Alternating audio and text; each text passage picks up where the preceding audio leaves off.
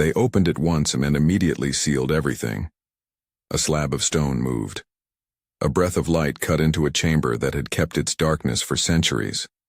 For a handful of moments, dust motes turned to gold in the beam. Voices hushed. Cameras recorded. Then, as quickly as the lid had been lifted, the entrance was closed again, masonry restored, and the site secured. The action itself became the headline.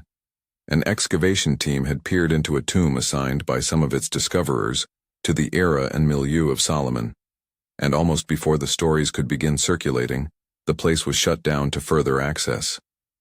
Why would archaeologists open a vault only to seal it immediately?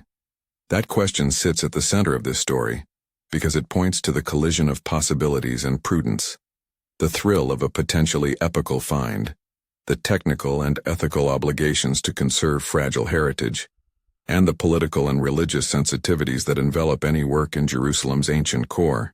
The decision to close the chamber was not an act of concealment, so much as a protective maneuver, according to official statements and reports from the excavation team, intended to preserve context, prevent looting, and avoid inflaming heated debates about identity and ownership before proper analyses could be completed. The site where this episode unfolded is one of core significance to both archaeology and to the biblical imagination. The ancient slope known as the Ophel, nestled in what modern studies identify as the City of David. For decades, trench by trench, archaeologists have been pulling at the layers of this place, searching for structures and material culture that might anchor the biblical narratives of Davidic and Solomonic monarchy in tangible remains. The lead archaeologist associated with recent work in the area is Eilat Mazar, whose surname appears with variant spellings in some reports, a figure known for high-profile excavations and a willingness to let architecture and objects carry the narrative, rather than make bold assertions without material grounding. If you watched or read the first reports and felt the hair on the back of your neck rise, you are not alone. This is an intersection where history, memory, and modern identity converge. If this moment in the field captured your curiosity, tell us in the comments. If a tomb of a biblical king were found, what question would you ask first? To grasp why the opening and resealing created such a stir, it helps to step back to understand what Solomon meant, and still means, in the sweep of Western and Near Eastern history. Solomon, as he appears in the Hebrew Bible, is a figure of extremes. The builder king whose capital was said to be adorned with monumental architecture and a temple that centralized worship in Jerusalem, the sovereign credited with vast wealth, international trade, and diplomatic marriages. The wise judge whose proverbs and administrative reforms shaped Israelite identity. Historically, the 10th century BCE, the period traditionally associated with Solomon and David, is a hinge in the Near Eastern record. If archaeologists can demonstrate the existence of centralized institutions and monumental architecture in Jerusalem at that time, it strengthens the plausibility of the biblical depiction of a state-level polity centered on the city. Conversely, if the material record points to a different trajectory, smaller settlements, regional variability, or hiatuses in urban complexity, then historians must reassess how literary accounts reflect or reshape memory. That is why a tomb that could reasonably be placed in the 10th century BCE and that shows signs of elite burial practices or administrative paraphernalia becomes instantly consequential. But a crucial distinction must be kept in plain sight. Discovering a tomb from the 10th century does not automatically equate to identifying the occupant as Solomon or any other named figure from the texts. Names, titles, and attributions require direct evidence. Inscriptions containing personal names, seals bearing a recognizable titulary, or a secure archival context. And even then, interpretation remains contested. The team on the Ophel had gone into the ground with a set of research questions that were both specific and ambitious. Their stated aim, according to the excavation reports, was to reveal the urban topography of ancient Jerusalem and to locate architectural complexes that might correspond to royal or administrative centers of the Iron Age. Instead, in a stratified pocket of rock and fill, they encountered a rock-cut chamber whose character and assemblage suggested mortuary use during an era compatible with the late Iron Age, the time frame often associated with the biblical monarchs. To understand how field archaeologists move from discovery to interpretation, It helps to walk the trenches with them, in imagination. Excavation begins as a conversation with layers. Each stratum, a compacted floor, a fallen wall, an ash lens, records a moment of human activity. Ceramic fragments tell of everyday choices. The form of a cooking pot can be laddered into typologies that change over centuries. Burnt smears on household items mark events of fire and destruction. Seals impressed on clay tags, bulle, whisper of administrative routines. Radiocarbon dating provides a statistical window into the age of organic materials, while architecture anchors activity in space. At the offal, the researchers reported several elements that, taken together, suggested an elite context. Near the chamber were traces of monumental construction, a retaining wall and what appeared to be a dressed stone threshold. Pottery typology pointed to a 10th century horizon. Characteristic storage jar handles with distinctive finger impressions, and finewares that fit regional chronologies. Most arresting to some commentators were impressions and small clay ceilings. Bully, some bearing names or signs that, to scholars accustomed to the voice of Judah's administrative apparatus, looked familiar. Storage jars and basalt or limestone vessels implied surplus and coordination. The presence of seals suggested bureaucratic control over goods and perhaps taxes. What do these lines of evidence actually tell us? Several things, cautiously and in combination. First, the ceramic material culture provides a relative chronology. Archaeologists can, through comparative typology, place an assemblage in a bracket of centuries by comparing it with well-dated contexts elsewhere. Second, bulle, tiny clay lumps that once sealed knotted strings on documents or containers, are particularly potent because they sometimes preserve impressions of iconography and names. A bulla bearing the name of a person known from other inscriptions, or displaying iconography associated with an administrative office, can be a direct link to bureaucratic practice.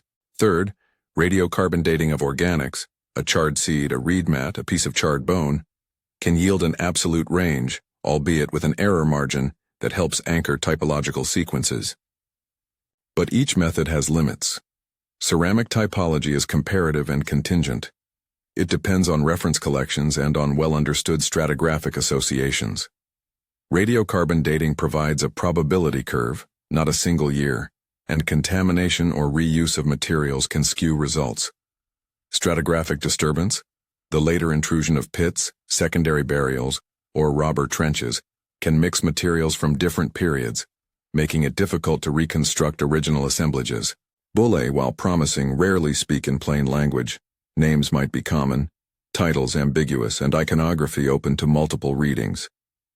The careful archaeologist insists that the sum of the evidence be assessed before dramatic titles are printed. The figure who led much of the recent archaeology in this part of Jerusalem, Eilat Mazar, is a name that appears repeatedly in discussions about large-scale Iron Age remains in the city of David. A senior Israeli archaeologist, she has worked extensively in the area traditionally called the offal, publishing a series of excavations that argue for significant urban development in Jerusalem during the 10th century BCE. Her approach has combined careful stratigraphic excavation with a readiness to connect archaeological patterns with historical questions about state formation in Judah. In public debates, Mazar's work has been both celebrated for its bold links between material and text and critiqued for leaning, in some eyes, toward interpretations that others find optimistic. A note on names. Contemporary reports and transcripts sometimes feature variant spellings of archaeologists' names. Eilat Mazar has appeared elsewhere as Eilat Mazar, Adra Mazar, or similar permutations. For the purposes of clarity, this account uses the standardized spelling most commonly found in published excavation reports, while acknowledging that earlier documents and informal reports may vary. Long before the recent excavations, the offal and surrounding slopes were the focus of intermittent exploration. In the late 19th and early 20th centuries, European explorers and scholars, including the French archaeologist Raymond Weil, worked in Jerusalem, documenting walls and ruins and compiling descriptions that would feed later debates. Land ownership and excavation policy in Jerusalem have always been entwined with private patrons and charitable foundations. The Rothschild family, for example, owned property in the area and supported archaeological work that opened trenches and recorded features now foundational to the modern topography of Jerusalem's Old City environs. Over decades, mapping exercises, soundings, and larger trenches have slowly built a complex picture. And with each campaign came new interpretations and new disagreements.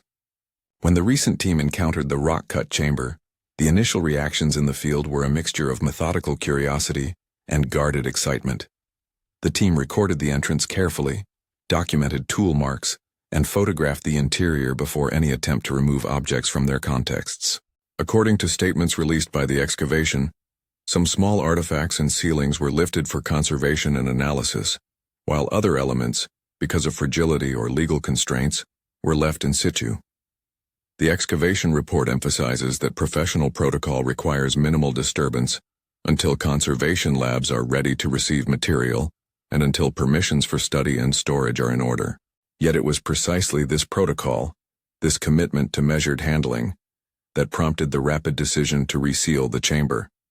Several plausible attributed reasons converge in the public record and in interviews with specialists. One practical concern is conservation.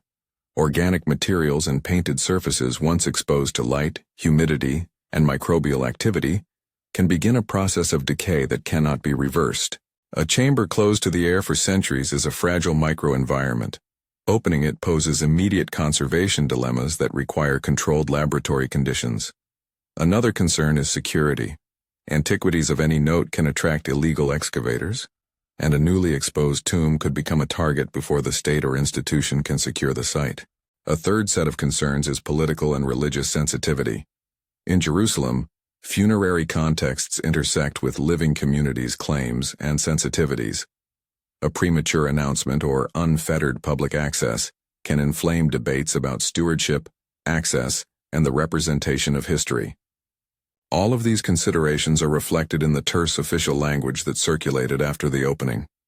According to the excavation team's communiques, the chamber was temporarily sealed to preserve the finds and to complete necessary conservation assessments.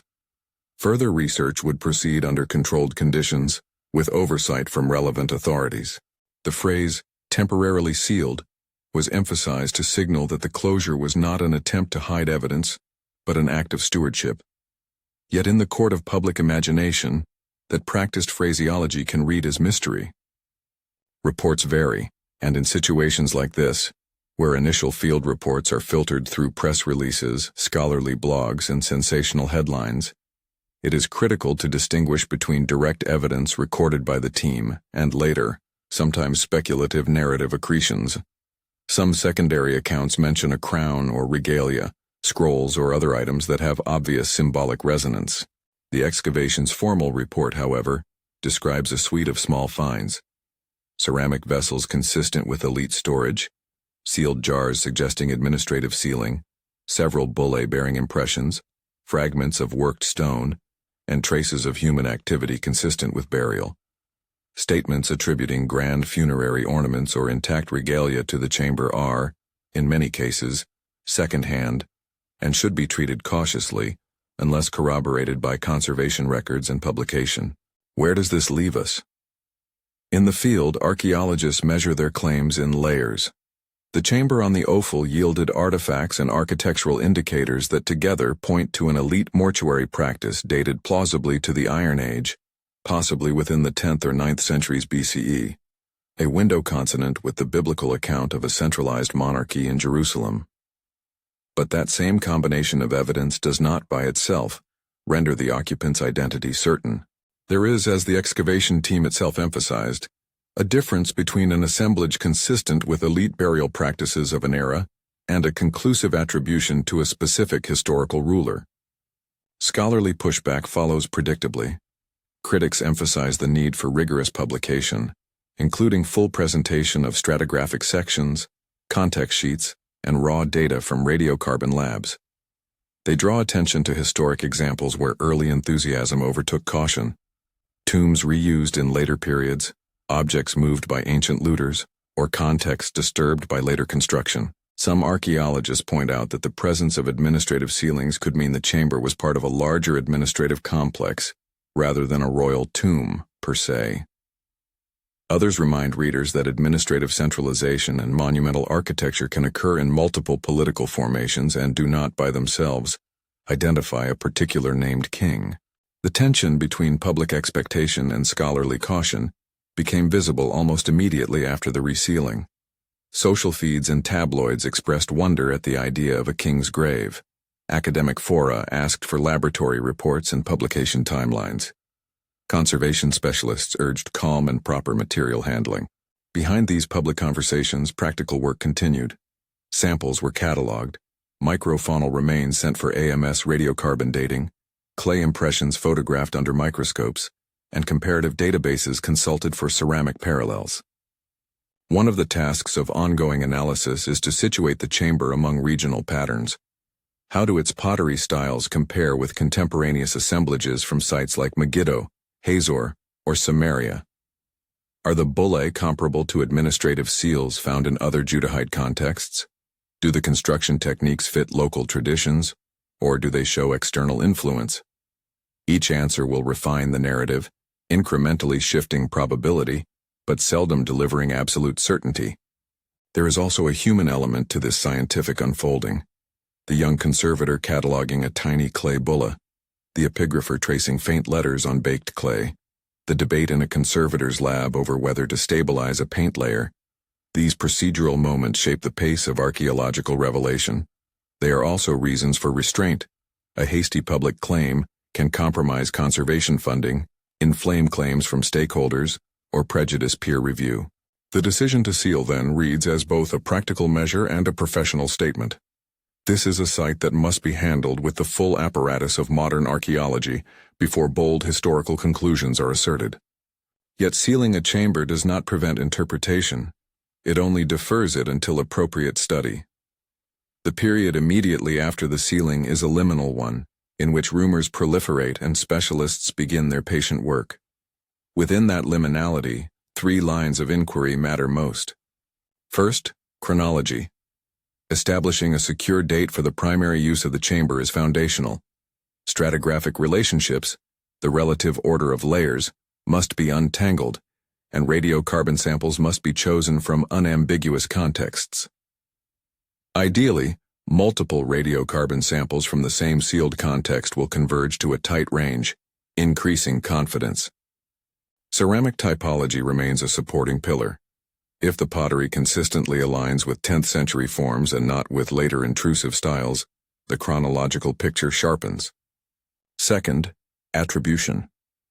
Can any inscriptional evidence tie the context to named individuals or offices? Bullae sometimes preserve personal names or titles, but they require careful reading. A common personal name or a title like servant of is not an automatic signifier of royalty. Similarly, imported goods and fine wares can suggest connections and status but do not write a name across a tomb's lintel. Epigraphic evidence, inscriptions carved or painted on stones, dedicatory texts or labels, would be transformative if securely associated, but such finds are rare. Third, ritual and context. Mortuary practice conveys social signals. How was the body arranged? Were there offerings? Were there architectural markers reserved for elite burials? Comparing the chamber's funerary assemblage with regional mortuary norms can indicate whether the burial belonged to a royal household, an elite administrative family, or an institutional group. Yet mortuary customs can also be localized and variable, and reuse or secondary burial can complicate the picture. Amid the scientific scaffolding, tradition and myth arrange themselves anew. Ancient and medieval traditions point to multiple possible burial locales for a figure like Solomon. Ethiopian traditions, medieval Christian and Jewish writings, and later folklore have multiplied possible tombs and relics. These narratives tell us about memory and identity as much as they do about physical locations. When communities produce stories about royal graves, they are inscribing meaning onto landscape. Archaeology can assess whether a given place aligns with material expectation. It cannot by itself adjudicate the truth value of collectively held traditions. Before the chamber was resealed, observers had a fleeting view of what lay within. Accounts emphasized small but telling objects: sealed jars, ceramic shapes that matched 10th century typologies, and bullae that begged for epigraphic attention. Some seasoned archaeologists who saw the photographs noted that the assemblage felt consistent with an elite installation, while urging patience about naming. Others cautioned that until laboratories returned dates and epigraphers finished readings, any association with a named monarch remained speculative. The sudden closure generated immediate administrative responses. Local authorities emphasized that the sealing was temporary and procedural, meant to enable proper conservation and analysis. International scholars called for transparent publication of methods and findings. Voices from religious communities expressed both guarded excitement and concern. Excitement at the possibility of a direct link to a narrative familiar from Scripture. Concern that archaeological finds can be leveraged for political ends or misrepresented. Within the excavation team, the language was procedural and calm. Catalog numbers assigned, conservation plans drafted, specialists consulted. Yet beneath the procedural language, human curiosity and narrative hunger persisted. Journalists speculated about crowns and scrolls. Commentators argued over the plausibility of a royal tomb surviving intact. Amateur sleuths combed older photos and maps to find precedents. In academic circles, the debate sharpened into method. Some scholars argued that this could be one of the most significant urban finds for understanding 10th century Jerusalem. Others retorted that similar claims have collapsed under the weight of stratigraphic critique. As analyses began to trickle in, specific tensions emerged. Radiocarbon results, when they arrive, would come with ranges rather than single years. Interpreting them requires calibrating laboratory data with stratigraphic context. Bullae, when read under magnification, might yield partial letters that could support multiple onomastic readings. Ceramic parallels might point more strongly to a 9th century horizon than a 10th, depending on comparative samples. In short, the initial impression of the chamber as Solomonic could either be bolstered into a cautious probability or reframed as part of a different, though still important, historical narrative. There is also the ethical argument that has featured in the aftermath of the resealing. Some ethicists and archaeologists argue that the very act of opening royal tombs, particularly in contested urban environments, risks turning burial sites into spectacles or instruments of modern identity politics. Their counsel is to prioritize conservation and community engagement over sensational exposure. Others maintain that archaeology's duty is to uncover and publish, to provide material data that can challenge or corroborate long-standing narratives. The Ophel Chamber forced a practical negotiation between these poles. The team opened the site to inspect and document. They resealed it to prevent irreversible damage and to ensure that any eventual claims rested on thoroughly vetted evidence. By the time the archaeologist replaced the stones and reburied the exposed threshold, multiple investigations were only beginning. Datasets were being built, labs were being scheduled, and epigraphers sat with high-resolution photos of the bullae. The community of scholars prepared for months of back-and-forth peer review. Meanwhile, the public conversation maintained its momentum, as every hint from the field fed speculation about what might lie at the heart of the sealed chamber. And so the narrative pauses at a charged moment of waiting. The chamber itself is quiet again. Darkness returns. But in laboratories, in offices, and in the pages of academic journals, the conversation continues. In the next stages of inquiry, the chamber's material will be tested, its seals read, its ceramics compared. Each result will nudge the scale of probability, either toward a story of elite 10th century burial practice in Jerusalem, or toward a different, perhaps equally instructive, historical configuration. Which brings us back to the central question that the opening and resealing dramatized. What responsibility do archaeologists bear when their finds intersect with deeply held religious memories and modern political realities? The decision to seal was, in its most immediate sense, a conservation judgment. In a broader ethical frame, it was also an act of humility, a recognition that some doors should be opened only when the full apparatus of science, law, and community engagement is in place. There is still, however, an immediate practical question that cannot be deferred. What do the initial catalogued objects actually reveal once placed under the microscope? The story of those objects, their composition, their inscriptions, their microscopic residues, is the story that will translate a sealed chamber from a field anecdote into a scholarly contribution. And that is where the work now turns, toward the labs, the databases, the comparative frameworks that permit cautious assertion. As specialists begin to publish fragments of their analyses, certain pathways of inquiry will dominate the discourse. Epigraphers will argue over readings of faint letters on bully, radiocarbon technicians will publish probability curves, ceramicists will map typological networks. Debates will arise over how to weigh these separate lines of evidence against one another. Some voices will insist that cumulative probability favors a high-status burial, dated to the United Monarchy period. Others will remain unconvinced until a decisive inscription or a suite of very tightly clustered radiocarbon dates appears. Outside the labs, public conversation will press to know more. What will be shown to the world when the ceiling is lifted? Will any objects be displayed? And if so, how will curators navigate the political sensitivities?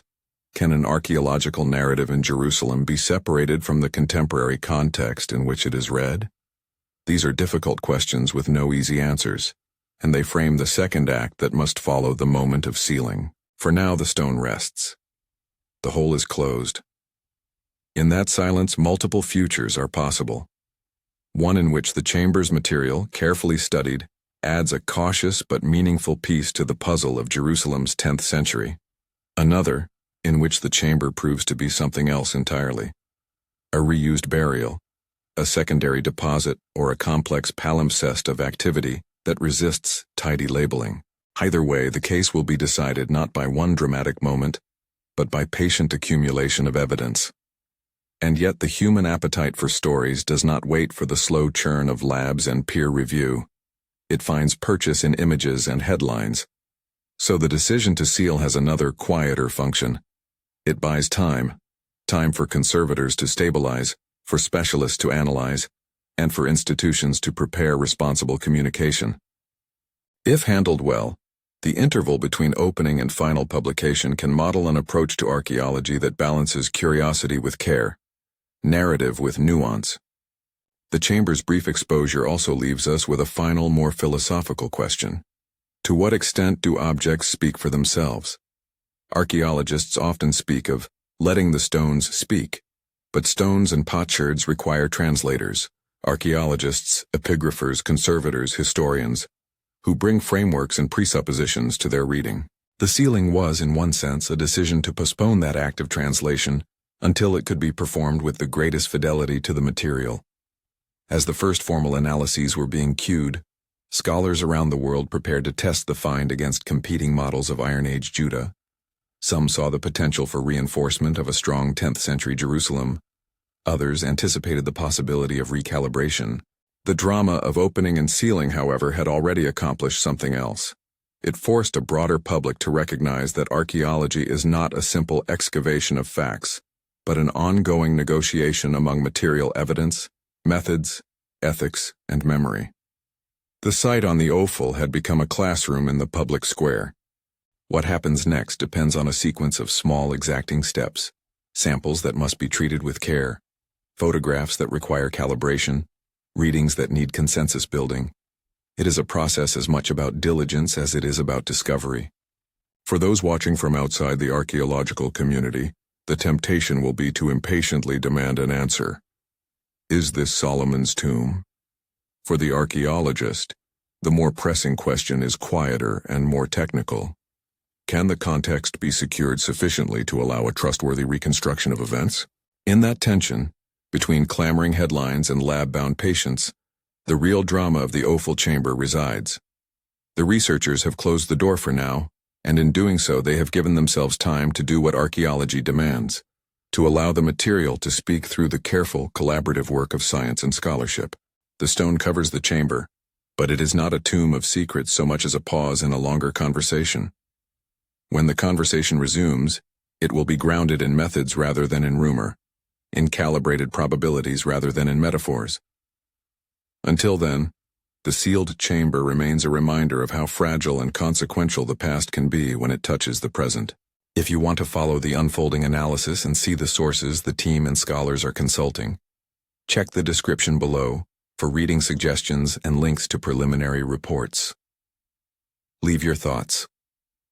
What aspects of this discovery would you most want scientists to clarify first? Once the stones were set back in place and the chamber returned to darkness, a second strain of work began, one that moves at the pace of laboratories, not of headlines. The sealed chamber on the Ophel now exists as both an artifact of the past and a prompt for modern procedures.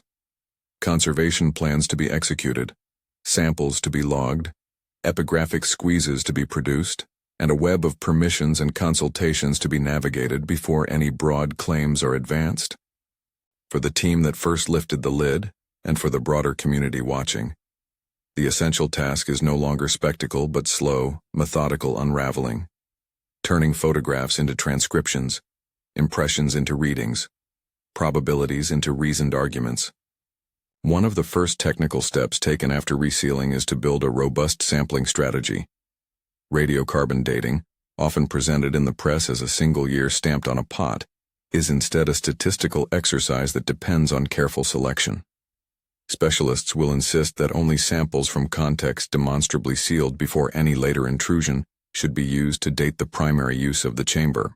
Charred seeds embedded beneath a floor, short-lived bone collagen from an interment securely associated with the burial surface, or a sealed piece of textile found inside a storage jar, all these are examples of good samples.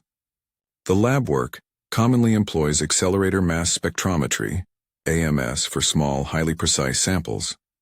Results are then calibrated against international curves, such as IntCal, and increasingly modeled with Bayesian frameworks that incorporate stratigraphic relationships to narrow the probable range. Even then, radiocarbon returns a distribution of probability, not a single year, and must be interpreted alongside typology and context. Ceramic typology does much of the heavy lifting in Iron Age chronology. Pottery forms evolve in recognizable sequences. Rim shapes, fabric type, and manufacturing techniques create networks of parallels across the southern Levant. At the Ophel, specialists compare storage amphorae, fine wares, and utilitarian jars with well-published assemblages from Megiddo, Hazor, and Samaria, and with securely dated contexts from sites in Judah. Such comparisons can place an assemblage within a relative horizon, broadly 10th century, late 10th-9th century, or later, depending on the match. Yet typology is comparative and probabilistic. The same form might persist longer in one region than another, and regional quirks can complicate direct correlation. Bully, those small lumps of clay once pressed with signet rings or seals, are a potential gateway into names in administrative practice, but they are rarely straightforward. Under microscopes, with raking light and high-resolution photography, epigraphers trace faint incisions, distinguish intentional marks from post-depositional abrasions, and compare iconography to known repertoires, rosettes, geometric motifs, and anthropomorphic symbols. Some impressions yield clear letter forms that permit tentative readings. Others remain partial, allowing multiple plausible reconstructions.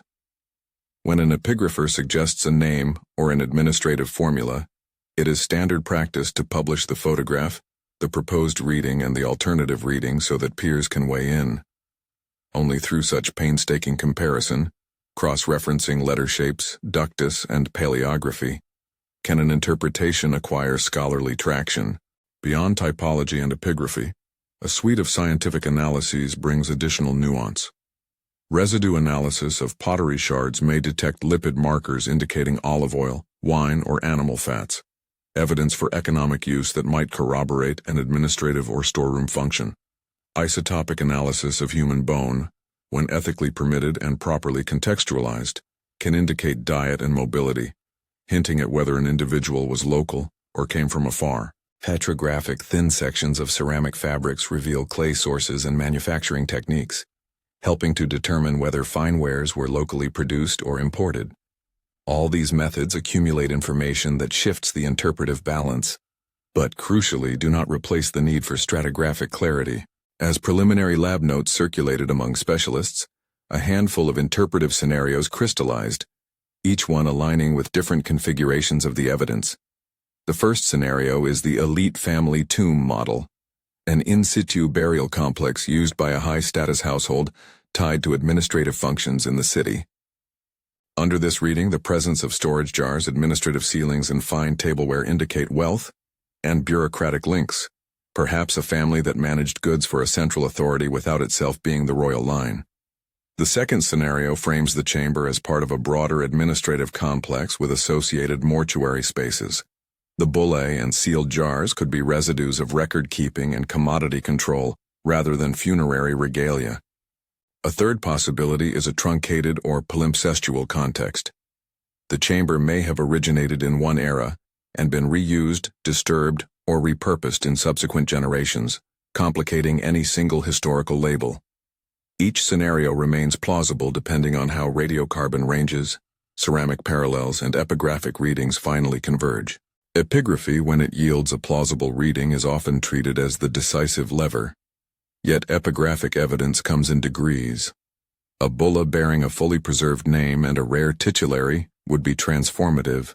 A fragmentary impression that hints at a common name would be suggestive but far from conclusive. Some preliminary reports refer to names familiar to the Iron Age onomasticon, language that reflects both excitement and restraint. Scholars remind the public that many Judean names recur across centuries and social strata. A personal name alone, absent an appellation like king or a unique administrative office, rarely anchors an individual to the throne. Comparative archaeology offers another means of testing hypotheses. Sites such as Megiddo and Hazor display clear monumental phases in the 10th through 9th centuries BCE that some interpret as evidence of state-level activity in the region. The Siloam Tunnel and Hezekiah's Tunnel are often cited as examples of large-scale urban infrastructure associated with well-documented historical moments. If the offal chamber aligns closely, through ceramic parallels, construction techniques, and administrative artifacts, with those regional patterns, it bolsters the argument for a more complex, urbanized Jerusalem than skeptics of a strong united monarchy might expect. Conversely, if the offal material fits better with later 9th-8th century typologies or exhibits regional variability distinct from northern sites, it will suggest a different developmental trajectory. In scholarly debates that follow such finds, much turns on publication practices. The excavation team's duty is to release detailed stratigraphic sections, context sheets, and raw data from dating labs. Peer review will then subject methodology and interpretation to critique. Were samples contaminated? Were stratigraphic associations secure? Were alternative readings of epigraphic marks adequately considered? These questions may seem painfully technical to a general audience, but they are the mechanism by which archaeological claims mature from headlines to historiography. The political and cultural environment in Jerusalem complicates the scholarly trajectory. The excavation operates under the oversight of local antiquities authorities and within a dense matrix of legal and communal stakeholders. Religious authorities and neighborhood communities often have deeply held views about how human remains and funerary contexts should be treated. International scholars, funding bodies, and museum partners likewise weigh in on conservation and publication standards.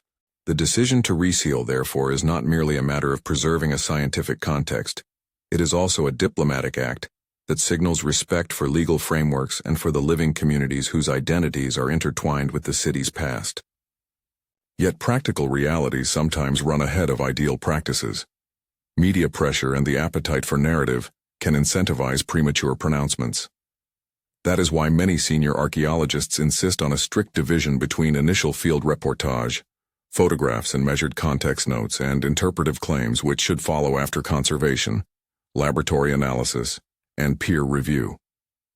The offal episode became an object lesson in restraint precisely because the team followed a precautionary path: document, remove minimally, seal, and then invite specialists to the table. The human stories behind the science also deserve attention. Fieldwork is composed of small, rigorous actions that shape outcomes. The conservator who chooses a consolidant for a fragile pigment, the epigrapher who spends hours rendering a faint alphabetic stroke, the graduate student who compiles comparative jar lists. Each decision, grounded in methodological principles and professional ethics, influences the larger interpretive arc. The resealing thus becomes less an act of censorship than a recognition of the scale of care the material requires.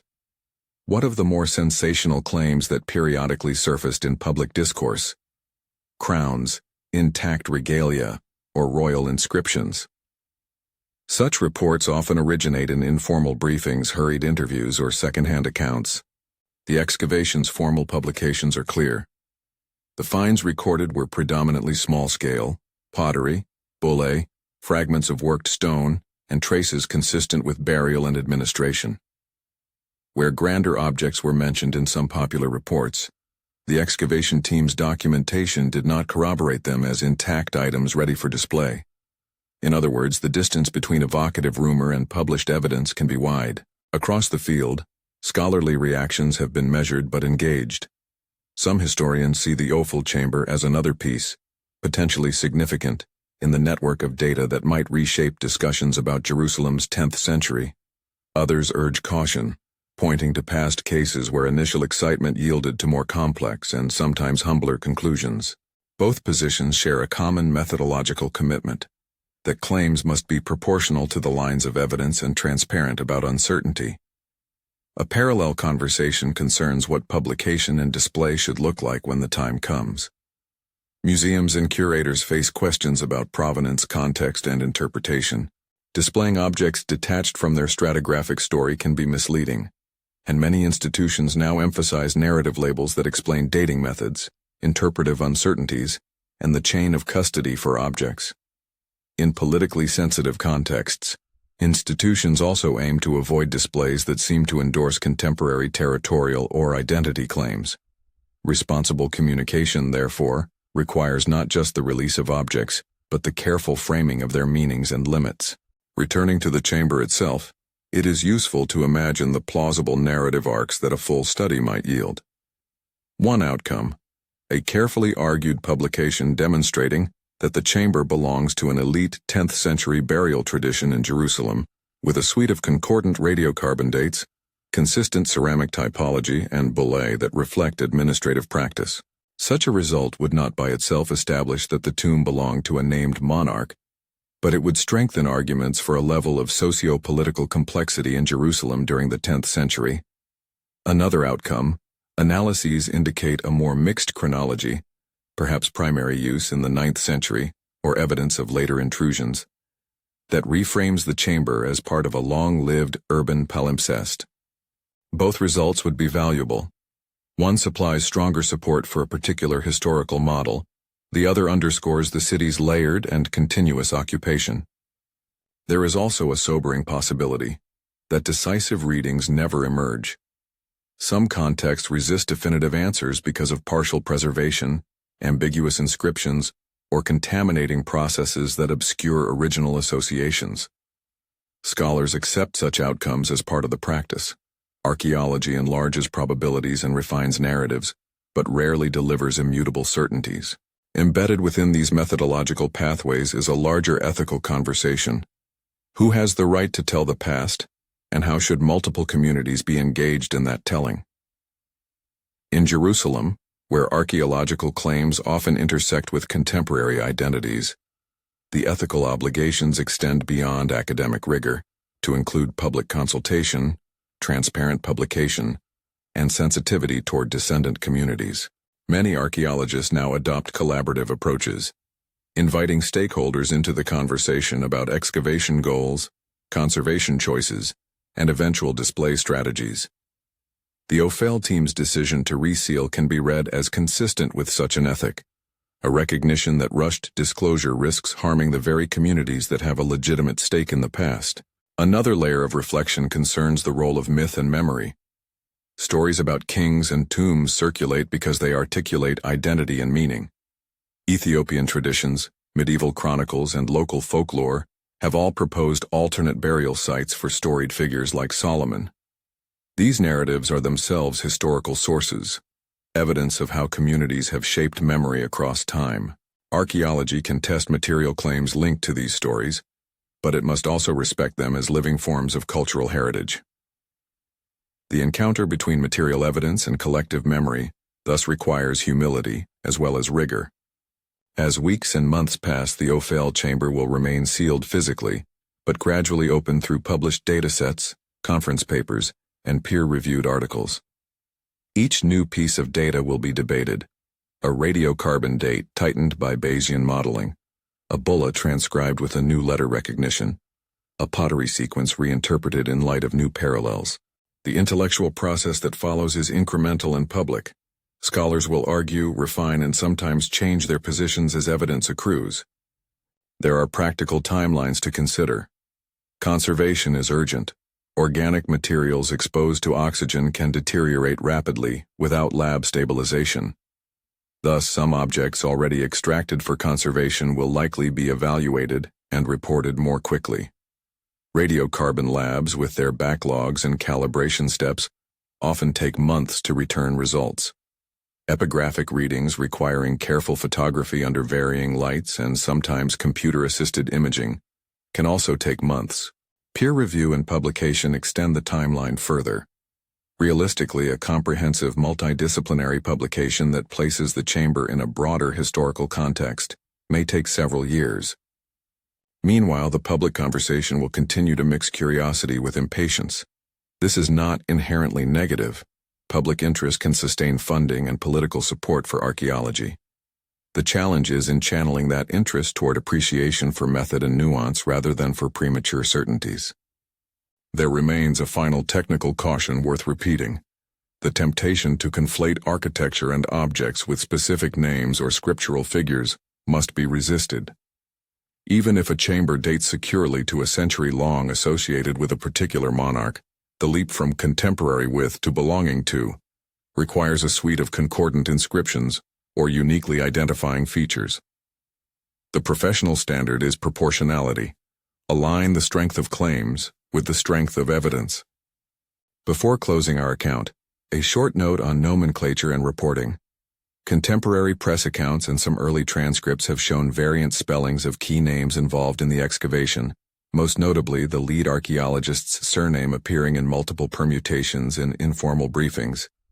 For accuracy and clarity, this account uses the standardized spellings found in published excavation reports, and it urges consulting primary publications for final captioning and attributions. Similarly, some secondary sources have cited named individuals in ways that suggest direct handling of human remains. Such claims should be checked against official field reports and conservation logs before being treated as authoritative. They opened at once and immediately sealed everything. That decision, at once conservative and consequential, bought time. For the stones to be stabilized, for specialists to apply a catalog of techniques, for peer judgment to assemble. The sealed chamber is now both a physical object and a methodological project, a point of departure for months or years of careful, collaborative research. What then do we take away? Archaeology in Jerusalem is never a simple excavation of facts. It is an extended negotiation among material remains, scientific tools, interpretive frameworks, and ethical obligations. The Ophel chamber has become a focal example of that negotiation. It reminds us that discovery often arrives as questions rather than answers, that heritage must be handled as much as it is displayed, and that the patient work of scholarship is the medium through which provocative finds can be transformed into robust historical knowledge. If you want to follow the scholarly publications and source material as they appear, check the description below for curated reading and links to the preliminary reports and lab updates. Share your thoughts in the comments. What piece of evidence would you most want scientists to clarify first? Dating, inscriptions, or the funerary context? And why?